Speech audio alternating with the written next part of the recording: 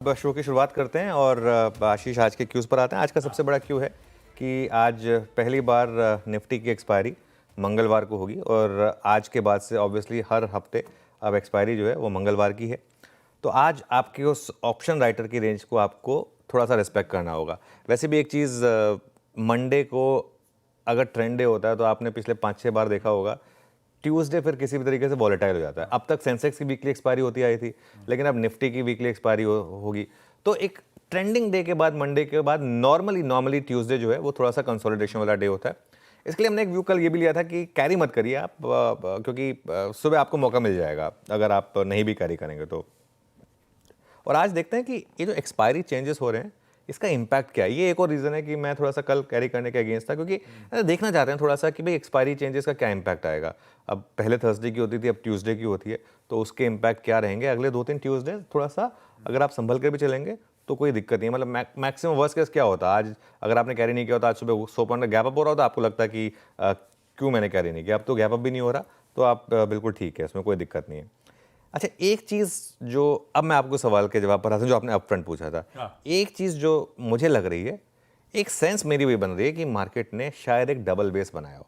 आप अगर निफ्टी का एक चार्ट देखेंगे, 3 महीने का चार्ट देख लीजिए एक बार निफ्टी का, तो उसमें एक चीज़ आपको क्लियरली दिखाई देगी कि ये जो आप एक बॉटम बना, उसके बाद जो दोबारा आपने ऑलमोस्ट उसको टेस्ट किया और एक डबल बॉटम मार्केट में नॉर्मली इसी तरीके से बनता है। स्विंग लोस, बिल्कुल, वो जो लोस थे उनको ऑलमोस्ट आपने टेस्ट किया, क्लोजिंग बेसिस वाले जो थे, और वहीं से मार्केट वापस घूमा। तो एक सेंस बन रही है कि ये जो 2 पॉइंट्स बने हैं और स्लाइटली हायर है, 24,350 से पिछली बार रिकवर हुए थे, इस बार आप 24,450 से रिकवर हुए हैं। तो उस सेंस में एक होप रहेगी और एक अप्रोच ये हो सकती है कि आप पोजिशनली अब इस 24,350 के स्टॉप के साथ एक लॉन्ग रहे। तो उसमें होगा क्या, आपका रिस्क यहाँ से 300 पॉइंट का है मोटा मोटी, और रिवॉर्ड आपका 600-900 पॉइंट के करीब का है अगर वापस आप एक बार वो 25-150 से उसके ऊपर निकले तो ये एक पॉसिबिलिटी रह सकती है मार्केट में। इसमें एक और चीज़ मैं जोड़ना चाहता हूँ, जो कल की रैली हुई ना, वो जो हम कल सुबह डिस्कस कर रहे थे, वो पूरी की पूरी फंडामेंटल रैली थी।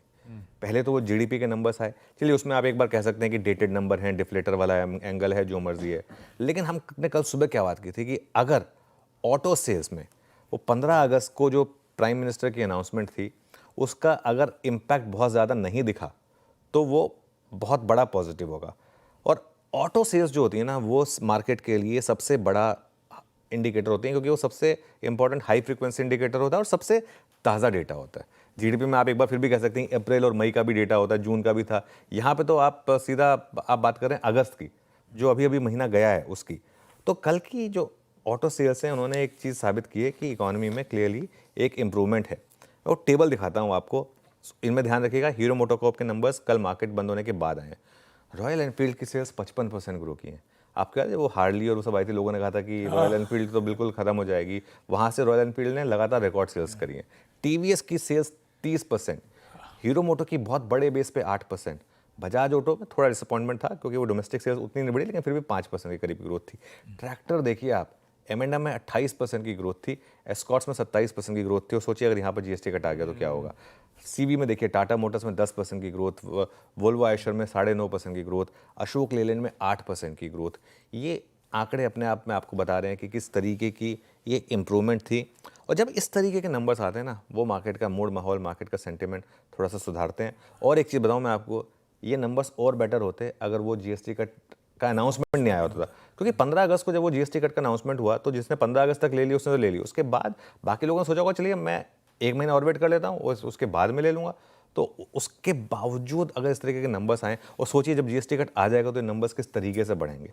और अब इकोनॉमी में बेस भी काफ़ी अच्छा हो चुका है, कॉर्पोरेट अर्निंग्स का बेस भी अच्छा हो चुका है, मार्केट करेक्ट हो चुका है। 1 साल से मार्केट कहीं नहीं गया। 26,200 सितंबर पे थे हम लास्ट ईयर, और आज हम 24,500-24,600 पर हैं, और इस बीच में अर्निंग्स बढ़ी ही हैं, कम तो नहीं हुई हैं। तो उस हिसाब से मेरे ख्याल से अब मार्केट, वीक प्लेयर्स मार्केट से बाहर हो चुके हैं। अब मार्केट में अभी भी काफ़ी शॉर्ट्स हैं और अभी भी रैली पे कोई बिलीव नहीं करना चाहता, तो थोड़ा सा एक सेंस ऑफ पॉजिटिविटी आ रही है।